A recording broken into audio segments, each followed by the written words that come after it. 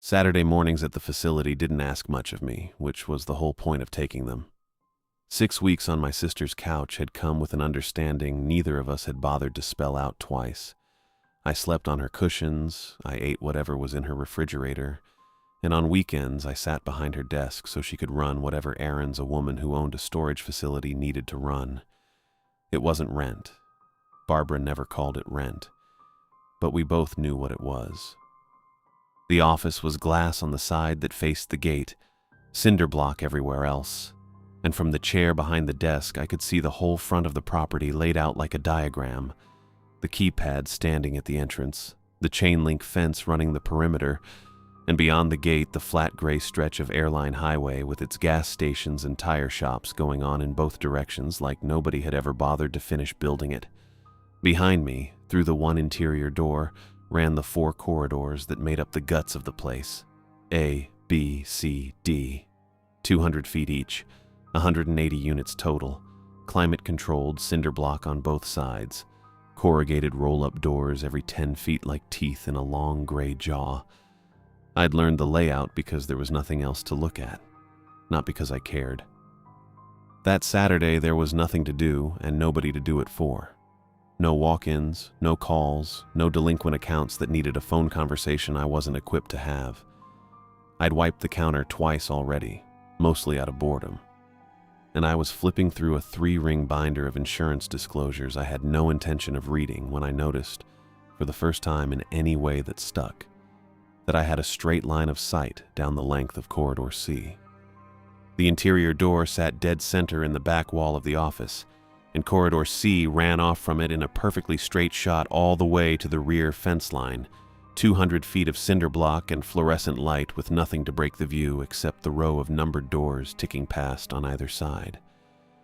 From where I sat, I could watch the whole corridor breathe under those long white tubes, steady, flat, institutional light that made everything look like an evidence photo.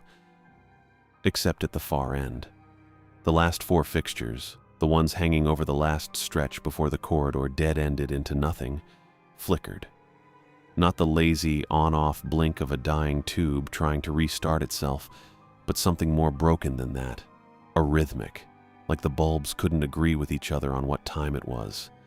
Every few seconds, the last 30 feet of the hallway dropped into a kind of gray dimness and then snapped back, dropped and snapped, with no rhythm a person could set a watch to. Barbara had mentioned it to me once, early on, in the tired, half-apologetic way she mentioned anything that was on her list and staying on her list. She'd been meaning to call an electrician about it for months. It kept slipping. There was always something else that needed doing first. A lock that had rusted shut, a tenant who was 2 months behind, paperwork for the county. The flickering lights at the end of Corridor C were a small problem in a business made of small problems, and small problems, I was learning, had a way of just sitting there unattended, blinking at you, until they either fixed themselves or didn't. I sat with the binder open on my lap and watched it happen. Dim, bright, dim, bright. And it occurred to me that in 6 weeks of working this desk, I had never once seen anyone walk all the way down to that end. Renters came and went out of A and B and the front half of C and D constantly, hauling boxes, wheeling dollies, cussing at padlocks. But the back 30 feet, the part under those broken lights, stayed exactly as empty as it looked right now. No cart tracks in the dust past a certain point. No boxes leaned outside a door back there waiting to be carried in. Nothing. I didn't know what was at the very end of it. What unit number even sat under that last dying fixture. And it struck me, sitting there with nothing better to do than notice things, that I should ask Barbara about it sometime. Not urgently, just one of those loose threads I meant to pull on eventually, filed away next to a dozen other things I meant to ask her. Why she kept the thermostat set so high in the break room, whether the vending machine out front had ever worked in her memory, whether she was planning on charging me once I found a job or just letting the couch situation run indefinitely. It went into the same drawer as all of that. I closed the binder, set it back on the shelf under the counter, and let the thought go. The gate stayed shut, The highway hummed along outside the glass, tires and engines blending into one flat sound that never really stopped, just changed pitch now and then when something bigger than a sedan went by. Nobody pulled in. Nobody buzzed the intercom. I sat behind the desk with my feet up against the drawer and my eyes drifting, without much intention behind it, back down the length of Corridor C to where the last 4 lights kept flickering over the last 30 feet of empty hallway, going dim, then bright, then dim again, like something back there was breathing. The bell over the front door gave its little electronic chirp, the one Barbara had installed herself with a screwdriver and a bad word or two, and I looked up from the binder to see a stocky man in a polo shirt, already halfway across the office floor, moving like he had a speech prepared and didn't want to lose momentum. "Somebody's been in my unit," he said. No hello. No excuse me. Just that, flat and certain, like he was reading off a warrant. I set the binder down. "Which unit?" 88, B corridor." He planted both hands on the counter, and up close I could see he was maybe 30, built thick through the shoulders with the kind of ruddy face that got redder when he talked. "I stack my boxes a specific way, heavy on the bottom, in order, and the red tote goes on top, always, every single time. I went in there this morning and the red tote's on the side. Somebody moved it." "Okay," I said, because that seemed like the thing to say. "Let me pull up the log." "I'm telling you, the tote was on top." "I heard you." I turned the monitor toward myself and typed in his unit number. "Give me a second." He didn't give me a second so much as he stood there breathing through his nose while I clicked through the access screen, but I let that go. The log came up the way it always did, plain as a grocery receipt. Corridor B, exterior gate entries on the left, individual unit latches on the right, everything time-stamped down to the minute. I scrolled to 88. One entry, 63 days back. A code that matched the one printed on his renter file, the same day the file said he'd moved his things in. Nothing after that. No gate entries that routed anywhere near his unit in the weeks since, either. Nobody's code, not his, not a manager override, not a maintenance flag, just that one line sitting alone at the top. "There's nothing here," I said. "Log shows you went in once, when you moved stuff, and nobody's touched that unit since. Not your code, not anybody's." "That's not right." "That's what it says." "Then it's wrong." He said it the way you'd correct a kid who got a math problem backward, patient on the surface and clipped underneath. "Somebody messed with it, or the systems broke, because I know how I stack my boxes, heaviest on the bottom, in order, red tote on top. I've done it that way my whole life. It doesn't move itself to the side." I looked at the screen again, though there was nothing new on it to look at. "I'm not saying you don't stack them that way. I'm saying the log's complete. Every code that's gone through that door for 2 months is right there, and yours is the only one." "Then check it again." "It's the same screen, man. It's not going to say something different the second time."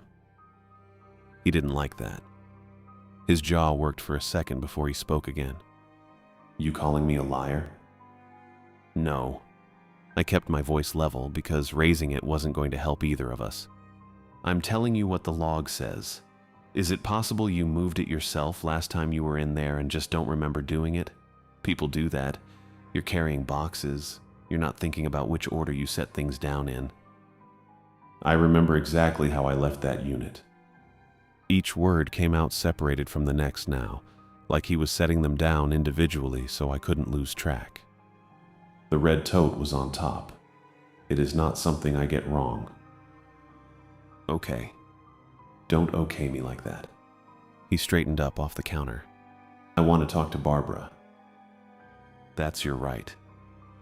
I wasn't going to fight him on it, and honestly, some part of me was relieved to hand the problem to somebody else, even if the somebody else was my sister, and even if she was out running errands and wouldn't thank me for it later.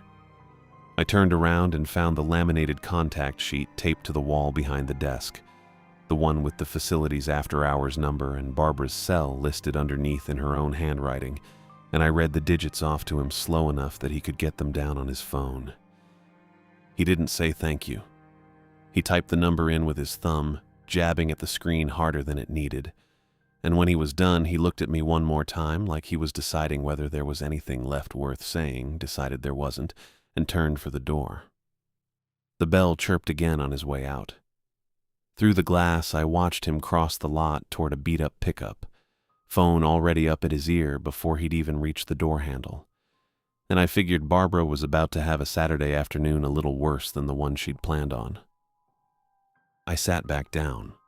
The log was still up on the screen, that one lonely entry from 63 days ago sitting there plain as anything, and I didn't have a single reason to doubt it.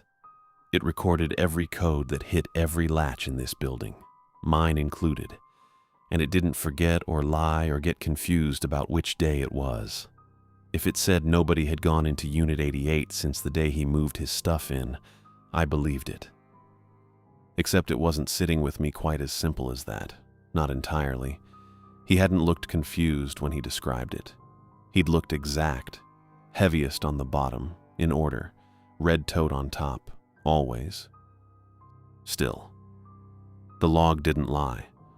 I'd learned that much in 6 weeks behind this desk, if I'd learned anything at all. The log was the one thing in this place that didn't have an opinion. I closed the screen out and let the office go quiet again, the highway humming along outside the glass the same as it always did. Through the front wall, I watched him get into the truck without slowing his stride, still talking into the phone, jaw working the same way it had at the counter, and then he pulled out onto airline and was gone.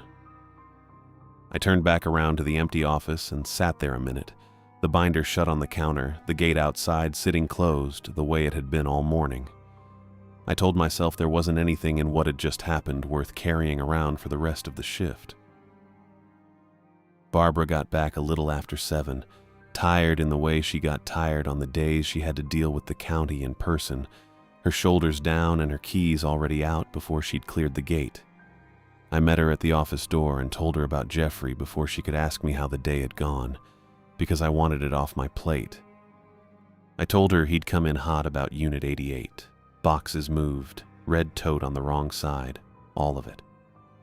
I told her I'd pulled the log and it showed his own code from 63 days back and nothing since. I told her I'd said as much to him, plain, and that he hadn't liked it, and that he'd said he was going to call her, and I'd given him her number off the sheet because that was his right. She listened to all of it without her face doing much of anything, and when I finished, she just nodded once. "He does that," she said. "Every few months he comes in convinced somebody's been in his unit. Last year it was a missing toolbox. Before that it was his lawnmower being turned to face the door instead of the wall. He never calls. He just needs to say it to somebody." He seemed pretty sure. "He's always pretty sure." She set her bag down on the counter and started going through the mail I'd stacked there, not really looking at it yet. "You did it right. Pull the log, show him the log, let him take it further if he wants. That's the whole job." That should have been the end of it, and for a minute it was. She was flipping through envelopes and I was watching her do it, and outside the light was going that early evening orange that made the parking lot look warmer than it was. But the thing about sitting behind that desk for 6 weeks is you start noticing the shape of a place, whether you mean to or not. There was a shape to Corridor C that had been sitting in the back of my head since about 11 that morning, long before Jeffrey ever walked in. "Can I ask you something?" I said. "You can ask me anything. Doesn't mean I'll have an answer." "Unit 114, the one at the far end of C past where the light's been going out." She looked up from the mail then, not sharp, just attentive, the way she looked when a number didn't add up. "What about it?" "I've never seen anybody go down there, not once. 6 weeks and nobody walks past about Unit 105. I thought maybe I just hadn't noticed, but I started paying attention today, and I really haven't seen it. Not a car parked near that end, not a renter, nothing." She set the mail down and leaned back against the counter, arms crossed, and took a second before she answered. That one's been rented 11 years, She said. under a company name, Meridian Pastoral Services. The payment's automatic, comes in the same day every month, has for as long as I've had this place. Nobody's ever come to look at it. Not once that I know of. 11 years and nobody's ever opened it. Not that I've seen, and I've been here the whole time. She shrugged, like it wasn't much of anything. It happens more than you'd think. A business rents a unit to keep old files, old equipment, whatever they don't want cluttering up their actual office, and then the business keeps existing on paper, but nobody ever needs whatever's in there again. The rent's cheap enough that it's not worth their while to come clean it out, so it just sits. Doesn't that seem strange to you? 11 years. It seems like somebody's paying for storage they don't need, She said. That's not strange, that's just money nobody's bothered to stop spending. I didn't say anything right away. I was thinking about the light down there, the way it caught every few seconds and let go. The last stretch of corridor sat dimmer than the rest of the place, no matter what time of day you looked at it, like somebody had decided that particular 30 feet didn't need to be seen clearly. You ever curious what's in there? No, She said, and she said it easy. No hesitation in it at all. it pays on time. It's 1 unit out of 180. It's not my business what somebody keeps in a storage unit as long as they're paying for it, and it's not on fire, and it's not attracting rats. I've got units full of Mardi Gras throws and units full of somebody's dead mother's china, and I don't wonder about those either. She picked the mail back up. You'll go crazy in this job if you start wondering what's behind every door. She moved off toward the back to check the thermostat, already talking about something else, whether the air conditioning in Unit 40 needed looking at again. I stayed where I was at the counter a minute, hearing her back there flipping the panel open. I thought about that light flickering over 110 through 114, on and off, with nothing behind those doors that anybody in 11 years had ever needed badly enough to come and get. Barbara found me at the counter Tuesday morning with a printout in her hand, and I knew from the way she was holding it that it wasn't good news, though with her that didn't always show in her face. The payment on 114 bounced, She said. First time in 11 years. Meridian Pastoral Services. She set the printout down like it was the end of a sentence. County wants a move-out inventory before I can file the lien.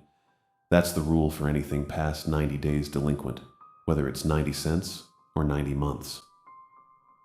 She went into the back and came out with the bolt cutters from the maintenance closet, a digital camera on a cracked wrist strap, and a clipboard with a form clipped to it that had boxes for date, unit number, and general contents.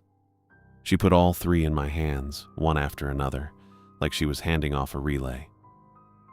Photograph everything inside for the record, she said. List the contents in general categories. You don't need to write a novel, just enough that the county's happy. Close it back up when you're done. I'll deal with the lien paperwork when I get back. Where are you going? Denham Springs. Supply place has a sale on the plastic bins, and I'm not paying full price twice. She was already pulling her keys off the hook. I'll be back by 3. I stood there a second after she said it, running the timeline in my head, 6 or 7 hours between now and 3 o'clock. All of it mine. No renters expected. Nothing on the schedule but whatever walked in off Airline Highway on its own. She caught the look on my face. Or maybe she didn't, because she didn't say anything else about it. She just told me to lock the front door if I stepped away from the counter and went out to her truck.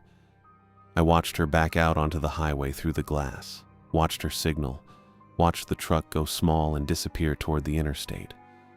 Then it was just me, the clipboard, the bolt cutters heavy in one hand, the camera strap looped around my wrist, and a building with 180 locked doors in it and nobody in any of them. 11 o'clock on a Tuesday. Nobody comes on a Tuesday morning. People come on weekends when they're moving furniture or dragging out Christmas boxes, or after work when the light's going and they want to grab something before dinner.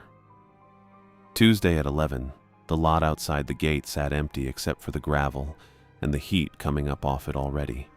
And inside, all 4 corridors were just concrete and quiet, and the hum of the air handlers cycling somewhere in the walls. I went through the interior door and into corridor C. It's 8 feet wide, cinder block close enough on both sides that if you put your arms out, you could nearly touch both walls at once, with a strip of fluorescent tube light running the length of the ceiling and the metal roll-up doors on either side, evenly spaced, numbered above each one. The floor is sealed concrete, and it holds sound in a way that makes your own footsteps sound like somebody else's, coming from a little behind you and a little ahead of you at the same time. I walked. 90-something, 98, 102, counting doors without meaning to, the way you count stairs in the dark. Somewhere past 106, the light overhead started doing what it did. Not going out, not staying steady, just flickering, uneven, no rhythm to it at all, on for 2 seconds, and then almost gone and then back. Only over the last 4 fixtures, the ones hanging above 110 through 114. Barbara had told me about that light. She'd told me she kept meaning to call somebody about it and kept not calling. 114 sat at the very end, same as it had for 11 years, while a company nobody had ever met kept paying to leave it alone. The lock on it was heavy and brass, old-fashioned, gone dull with corrosion that told me nobody had put a hand on it in longer than 11 years' worth of dust would explain. No scratches around the keyhole, no shine worn into the shackle where somebody's thumb would have rubbed it 1,000 times unlocking it. I fitted the bolt cutters around the shackle, and the light dropped out overhead just as I did it, so I was cutting mostly by feel. I squeezed the handles together with my full weight behind it, and the lock gave with a small dry snap, no drama to it at all, and dropped to the concrete and bounced once against my shoe. I picked up the corrugated handle and the light came back on above me the second I did, and I rolled the door up. I stood at the threshold of Unit 114, looking into it for the first time. Every wall of it, left, right, and back, was floor to ceiling with wooden shelving, raw lumber, built by somebody who knew what they were doing, and bolted it straight into the cinder block so it wasn't going anywhere.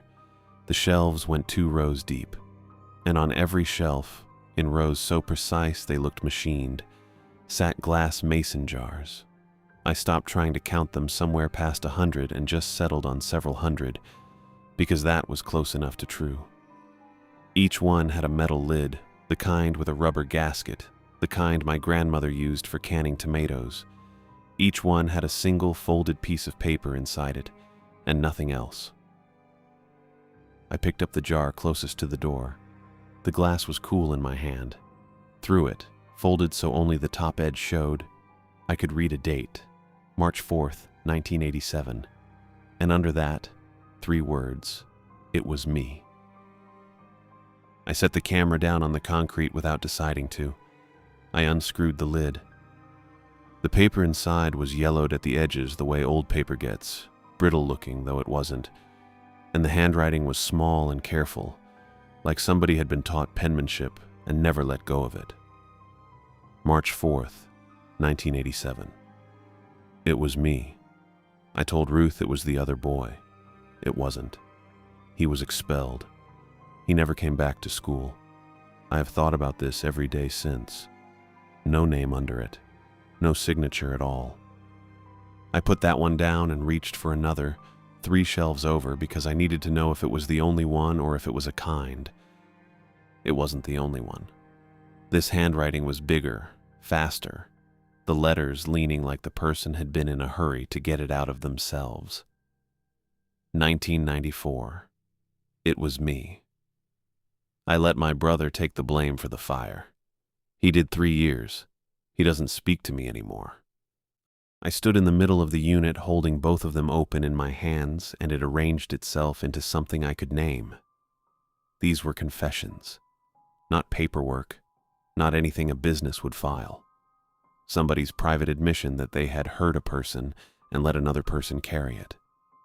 2 different decades, 2 different hands, Two different people who had needed, badly enough to write it down and seal it in a jar, to put it somewhere. I started down the shelves, reading dates through the glass without opening anything else yet. It ran left to right, oldest to newest, early 80s on the far left wall, and by the time I got to the back right shelf, the dates said 2019, 2021, 2022, 2023. 40 years of it in one storage unit nobody had opened. I opened 3 more, scattered, just to be sure I wasn't imagining a pattern that wasn't there. 2003. A woman who'd let a co-worker get fired for a theft she'd committed herself. 1989. A man who told police he saw nothing when he'd watched a car hit somebody and drive off. 2011. A teenager who lied under oath in a custody hearing. Every single one ended the same way. No name, no signature, just the weight of it, set down and closed up. I called Barbara. She picked up on the second ring, warehouse noise behind her, forklifts or something like it. I told her what I was looking at, the shelving, the jars, the handwriting, the dates running back 40 years, and she went quiet on the other end long enough that I thought the call had dropped. "I'm going to look something up," she said finally, and I heard her thumb working the phone even while she kept talking to me. "Meridian Pastoral Services." It took her under a minute. "There's a website, old one. Small religious counseling practice, ran out of an office on Government Street, closed in 2021. A pause. "There's an obituary. Clay Carpenter, licensed pastoral counselor. Died March of 2021, 71 years old." "So it's real," I said. "It's almost certainly an archiving system," she said, in the voice she uses when she's already decided something and is just walking me toward the same conclusion at a pace I can follow. "People came to this man and confessed things to him, and instead of doing whatever pastors usually do with that, he kept it, physically, this way." She let that sit a second. "There's nothing illegal about it. It's not our business what's in the jars, Michael. Photograph the shelves for the inventory. Write it up as sealed document jars, religious counseling records. Close the unit. I'll deal with the lien paperwork when I get back." "Okay," I said, because it made sense. Stranger than most things made sense, but not impossible, and I wasn't in a position to argue with a filing system built by a dead man. We hung up. I picked the camera back up and got to work. Left wall first, top shelf to bottom, 1 frame per row so Barbara would have something to put in a folder. The light overhead kept doing its thing, dropping out and coming back, and I stopped noticing it the way you stop noticing a clock ticking. I was calmer than I'd been 10 minutes before. The story fit. I was most of the way down the left wall, working the bottom shelf now, the oldest section, where the jars had gone the deepest yellow and the paper inside had faded to almost nothing against the glass, when I picked one up near the end of the row to get it in frame. The fold was wrong. Every other note in that unit was folded so the writing faced in, showing you a date and an opening line, and nothing else until you opened it. This one was folded outward, turned so that whatever was written on the outside of the fold faced the glass facing me, meant to be read without opening anything at all. It said Barbara Wilkins. I stood there long enough that the light dropped out and came back twice before I moved. Then I unscrewed the lid. The paper wasn't yellow. It was plain white, crisp at the corners. Nothing like the jar it had been sitting in for however many years it had supposedly been sitting there.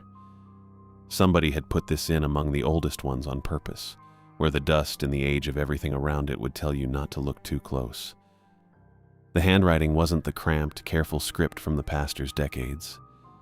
This was upright and even, unhurried, like somebody who had all the time they needed to write exactly what they meant. It was dated 8 years ago. It named a Winn-Dixie on Florida Boulevard, a Tuesday evening, a silver Honda Civic. It described a man following a woman on foot from that parking lot all the way to the door of her building on Evangeline Street, and standing on the sidewalk after she'd gone in, watching, until a light came on upstairs. I know she saw me. it said. I have not stopped thinking about her since that night. It was signed with a single letter. R. I stood in the middle of Unit 114 with the jar open in my hand, and the light over Unit 110 cut out and came back and cut out again, and I understood, without wanting to, that I wasn't holding a confession at all. There was no shame in it, no weight a person needed to set down. It was a record, calm, precise, not written to be forgiven, written to remember it exactly the way it happened. I set that jar down on the shelf, still open, and I didn't close it. I walked to the back wall where the newer jars were, the ones with dates in this decade, and I started pulling every one that looked like the same hand had touched it. I didn't know what I was looking for yet. I just knew the single letter was going to be there again, and I found it 4 more times before I let myself stop. Each one was a different woman, a route to work, laid out street by street, the light she hit at the same time every morning. A car, a blue one, then a white one, then one with a dent in the rear bumper the writer mentioned like it was a detail worth keeping. A window, and what could be seen through it in the evening, and for how long, and from where. The handwriting didn't change. Upright even, unhurried, like a man taking inventory of something he already owned. None of them were confessions. Nobody was sorry for anything. I understood that now the way you understand a smell has changed in a room, all at once, and too late to unknow it. The light over Unit 110 went out and came back on while I stood there, and in the dark second before it returned, I heard myself breathing louder than I wanted to. The last one was on the shelf with the newest dates, back right, tucked between 2 jars that still had their lids on tight. I almost skipped it. I don't know why I didn't. I opened it the way I'd opened the others, expecting another street, another car, and instead I got a house on Sherwood Forest Boulevard. I knew the address before I finished reading it because it was the address I'd been sleeping 15 feet from for 6 weeks. It named the car, a gray Toyota Camry, which was right, which was the car sitting in the driveway right now if nobody had moved it. It described the porch, the 2 chairs, the way the light over the door stayed off until she got home and flipped it on herself, because she didn't like leaving it burning all day for nothing. It gave a time, not an estimate. A time, like a bus schedule. And it was dated 6 weeks ago, which put it 3 days before I'd shown up on her couch with 1 duffel bag and a stack of unpaid bills I hadn't told her about yet. She has not changed. I have been patient. I stood there holding it, and the fluorescent tube over Unit 112 buzzed and dropped out, and the whole back third of the corridor went the color of a bruise for a second before it snapped back. I understood the unit then, all at once, a lie I'd already been half believing without knowing it. The jars on the left, the ones with the cramped little script and the dates going back to the 80s, those were real. Somebody had really sat across from a pastor for 30 years and folded up the worst thing they'd ever done and handed it over to be kept somewhere it couldn't hurt them anymore. That part hadn't changed since Barbara told me about it on the phone with the plausible, almost relieved explanation in her voice. Pastoral records, archived off-site, nobody's business. But somewhere along the way, somebody who had access to this room and no reason anyone would ever check on him had started putting his own paper in with the rest. Hidden inside 4 decades of real grief where nobody would ever have a reason to open jar number 200 and something and read it. The lien only got filed once in 11 years, and only because a payment bounced by accident. Whoever held that account had had the run of this place the entire time. Nobody comes to the back of Corridor C. Nobody's supposed to. I had the jar in one hand, and the phone was already coming up in the other before I decided to do it. It rang. 4 times, 5, and then her voice, flat and recorded, telling me to leave a message and she'd get back to me. "Dana, call me back, right now." I heard my own voice, and it didn't sound like mine, too even, the way you talk when you're trying not to let something out through the cracks in the sentence. I hung up and called again immediately. It rang the same 4 times, the same recording. I stood at the back of Unit 114 with 5 jars open on the shelf in front of me, lids sitting beside them like they'd been set down carefully instead of torn off, and the light over the corridor kept cutting in and out, throwing the whole back wall from bright to black and back again, and Barbara wasn't picking up. I dialed 911 and put the phone to my ear and started walking. It connected. I heard that much, a change in the static, a voice under it somewhere, and I said the address into the phone before she even finished asking for it. But the words came back to me broken and thin, like she was talking through a fan. The cinder block was doing that. 2 feet of block on either side of me, and the signal just died in it. "Say again your location," she said, or something close to that, half of it eaten. "The storage facility on Airline Highway," I said, walking fast now, past the jars still open on the shelf behind me, past Unit 114 with its door still up. "Barbara Wilkins, Sherwood Forest Boulevard. I don't know if you're getting this." Nothing back but the same broken hiss. I kept walking. I kept talking anyway, into a phone that might or might not be carrying my voice anywhere at all. I came through the interior door into the office, and the signal cleared some, enough that her next sentence came through whole. "Can you confirm your address?"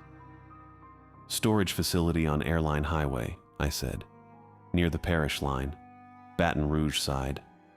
I was already moving toward the desk, and I started to say it a 3rd time, slower, spelling it out the way you do when you're not sure the first 2 times landed. And then I looked up through the glass, and there was a car outside the gate that hadn't been there. A dark blue Taurus, parked half on the shoulder, nose pointed east, like it had pulled off in a hurry, and then decided it didn't need to hurry after all. A man was standing at the keypad, middle-aged, heavy-set but settled rather than big, a collared shirt tucked into dark pants like he'd dressed for an office he didn't have anymore.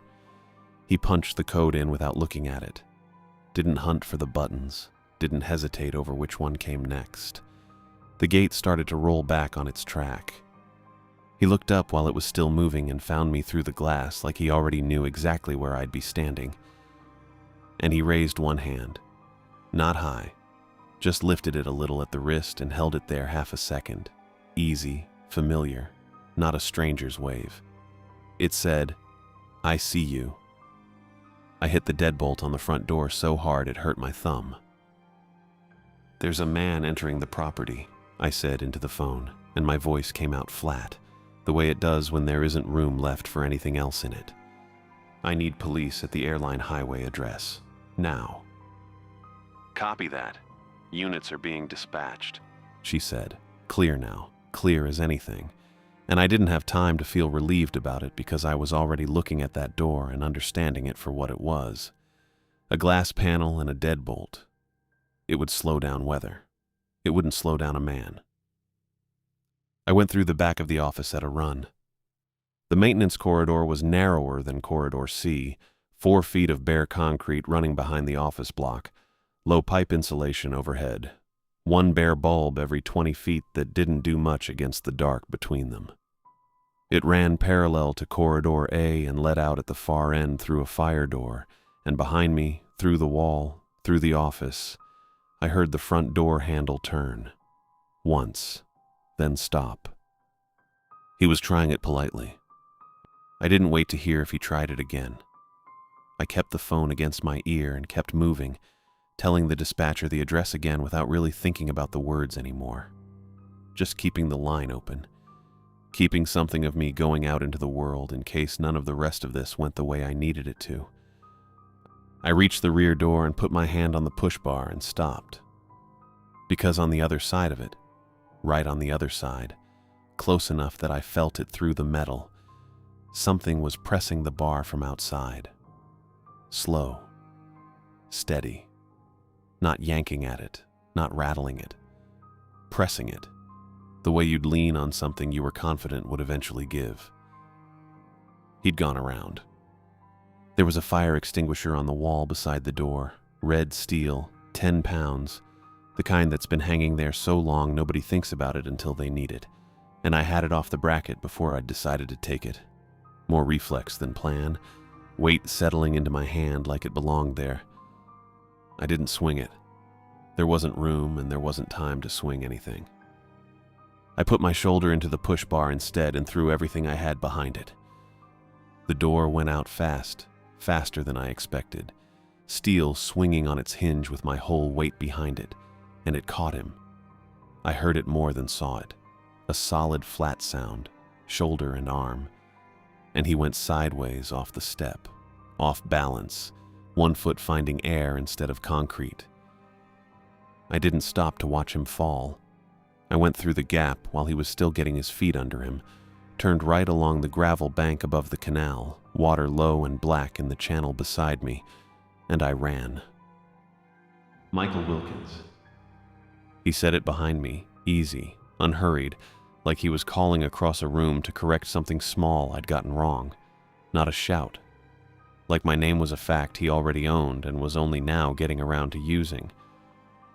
I didn't look back. I didn't answer.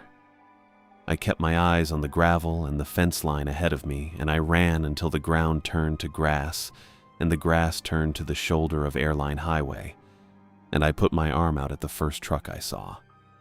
It was a pickup, westbound, and it slowed and then stopped, gravel crunching under the tires, and the driver leaned across the seat to get a look at me.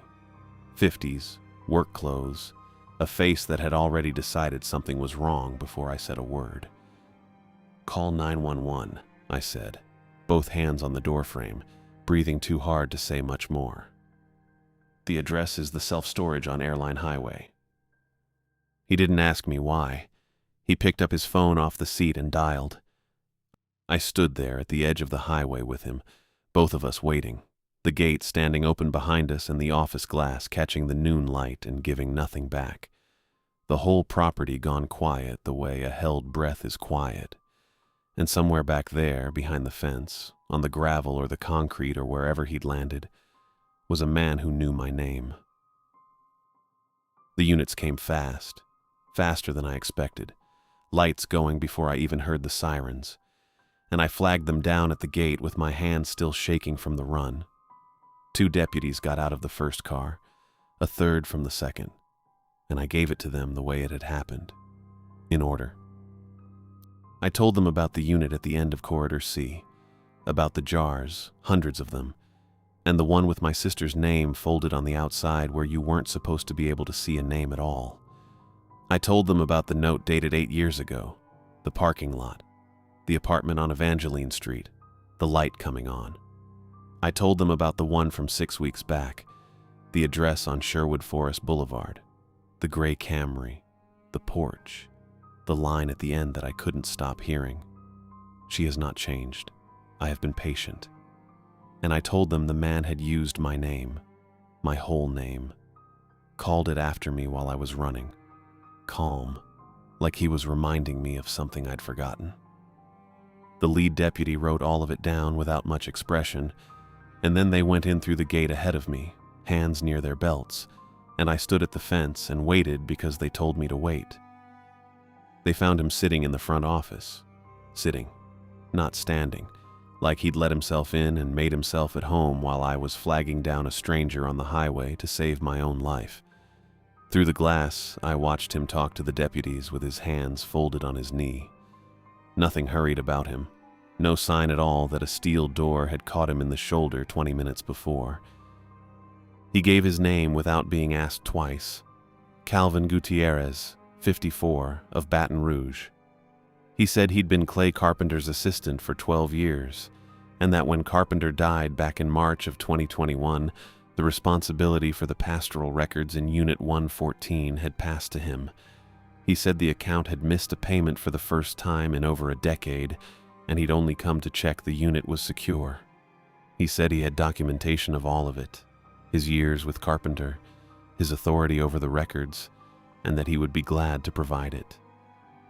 He said I had panicked. He said it plainly, almost kindly. A detective showed up not long after, a heavy-set man in plain clothes who introduced himself and then didn't waste time on anything but the facts. I gave him the 5 jars I'd pulled and left sitting open on the desk, the 4 signed with nothing but the letter R, describing 4 women I didn't know, and the 5th with my sister's name folded where it shouldn't have been folded, and I told him about the note dated 6 weeks ago and how it ended. He read them standing at the counter, slow, reading each one twice before he set it down. Then he asked me to call my sister. Barbara answered on the 4th ring, her voice pitched low and a little annoyed. She was at the Lowe's in Denham Springs, she said. Her phone had been on silent. She was fine. She was on her way back now. Don't tell her anything else until she got there because she didn't want it in pieces. She got there in under 30 minutes. She read the note in front of the detective standing at the same counter. She didn't say anything for a while. Then she said she remembered him. A man, 8 years ago, following her from the Winn-Dixie on Florida Boulevard all the way to the door of her building on Evangeline Street, standing on the sidewalk until her light came on upstairs. She said she never reported it because she hadn't been sure enough, at the time, that it was what it looked like. She was sure now. They held Calvin for questioning most of that afternoon. He never raised his voice, not once, not even when the detective pushed him on the jars signed R. He said he had no knowledge of those notes. He said the jars belonged to the practice, all of them, and that he hadn't opened or looked through them in years. That wasn't his place, he said. That was Carpenter's business, and Carpenter was dead. They ran his name and came back with nothing. No record, no priors, nothing on file anywhere that said he was a danger to anyone. The detective came out to find us in the lot before he let him go. He didn't quite meet my eyes when he came over, like he'd already made up his mind before he said a word. He came in on a valid code, he said. Account holder for the business on file. No forced entry.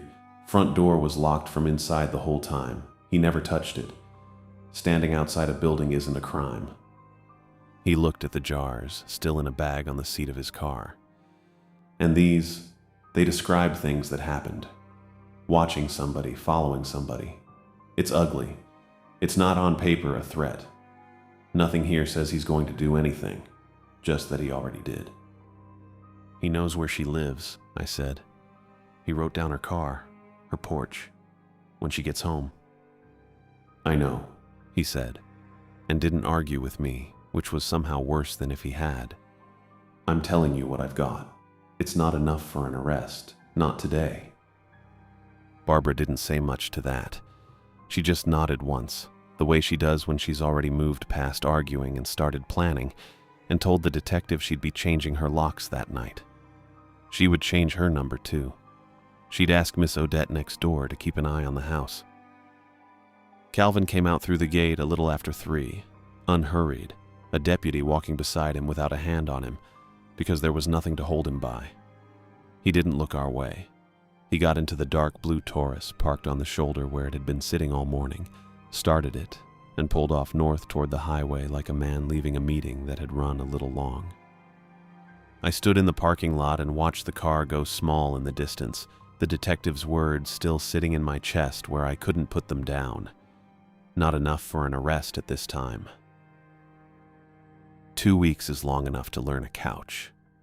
I knew which cushion had gone soft on the left arm, knew the exact angle that kept the springs from finding my spine, knew that Barbara's air conditioner kicked on at 11 and again around 2, a low hum that used to put me to sleep and now just gave the dark something to fill with. I hadn't gone back to Corridor C. Barbara had covered the desk herself the last 2 Saturdays and I hadn't asked why, and she hadn't offered. But I still walked it at night, in my head, the way you walk a room you used to live in. Through the interior door, 8 feet wide, cinder block both sides, the strip lights holding steady until you passed Unit 104 and then starting to flicker, the last 30 feet going bright, dark, bright, dark. No rhythm to it at all. I could see the shelves without trying. Floor to ceiling, both side walls and the back, jars in rows 2 deep, and somewhere in that math the ones I hadn't opened. The ones on the back right shelf, 2023, still sealed, still sitting there being whatever they were, The detective had taken 5 jars, 4 signed with a single letter, describing women who weren't my sister, and the 5th with Barbara's name folded to the outside where anybody flipping through fast enough might have caught it and anybody careful enough was never going to look. 5 jars out of what I'd guessed was several hundred. The rest stayed exactly where they were because the lien paperwork needed a second missed payment and the county wasn't going to hurry itself for a storage unit that had, on paper, resumed paying its bill like nothing had happened.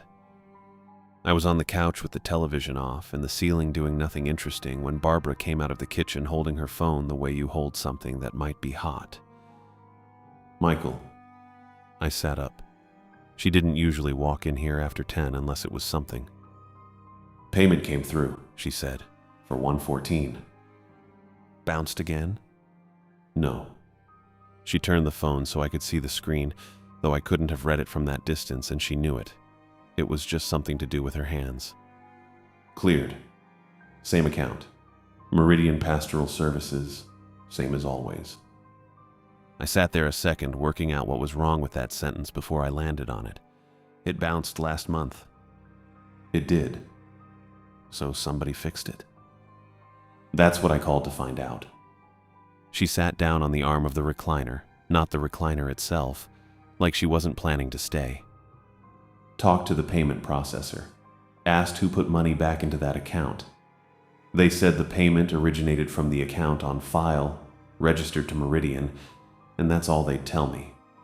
Said anything past that, whose name is actually behind it, who logged in and authorized it, they can't release without a subpoena. So you called the detective? I called the detective. She said it flat, the way she says most things she doesn't like, and I waited, because I'd learned 2 weeks ago that she gets to the bad part on her own schedule, and pushing her just slows her down. He ran it, she said. Meridian Pastoral Services was dissolved, 2022, a year after Carpenter died. It doesn't exist anymore, not on paper, not with the state. But the account's still open. The account's active, funded. Just made a payment 2 weeks after Calvin sat in our office and told a deputy he hadn't opened those jars in years. She looked at the phone again, though there was nothing left on it to look at. The name on the account is Clay Carpenter's. I didn't say anything right away because for a second I thought I'd misheard her, the way you mishear a word you already know the shape of and just can't make land. Carpenter's dead, I said. 3 years now. Then who? Nobody can explain it, She said before I finished the question, because it was the same question the detective hadn't been able to answer either. That's what he told me. There's no basis to do anything about it. A dead man's account made a payment on a unit that's rented in a dissolved company's name, and none of that breaks a law he can point to. I sat there with my hands flat on my knees, looking at the dark television like it might have something to add. So the unit stays rented, I said. The unit stays rented. Neither of us said anything else for a while. The air conditioner clicked on somewhere behind the wall, that low, steady hum filling in around us the way it does. Barbara stood up off the arm of the recliner and told me goodnight in the same voice she uses for everything, then went down the hall to her room. I heard her door close soft instead of shut hard, which with her means she's not angry, just tired in a way that doesn't have a good place to put itself. I lay back down. The cushion took its shape under me the way it always does now, and I stared up at the ceiling and went back to corridor C without meaning to, the way you go back to a sore tooth. Left wall, oldest jars, yellowed paper, dates from the 80s going forward a shelf at a time, right wall and back, newer, less yellow, up through 22 and 23. I thought about the ones on that back shelf I never got to, sitting closed, never opened, never photographed. Whatever was folded inside them still folded, still facing whatever way somebody had folded it to face. Somebody was still paying for that unit. Somebody who knew the account, knew the login, knew enough to move money through a business that had been dead on paper for a year, and a man who'd been dead for 3. It wasn't Calvin sitting in a car on the shoulder of Airline Highway with nothing to hold him by.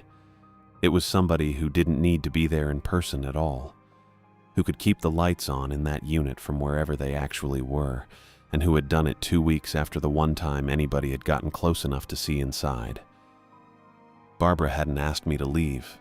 She hadn't said, "Get your own place," hadn't said maybe you should stay somewhere else for a while until this settles. She'd just gone to bed. I was still here, on her couch, in her house, and the jars were still there too. In that unit, behind that corrugated door I'd rolled back down and left unlocked because there was nothing left to lock it with. I lay in the dark a long time, the flickering lights of Corridor C running behind my eyes, whether I wanted them there or not. 4 fixtures going bright, dark, bright, dark over a door nobody had any legal reason to open again. Somewhere behind all of it, steady as the air conditioner cycling on, sat the fact that wouldn't move. Whoever it was hadn't stopped. They'd just paid the bill.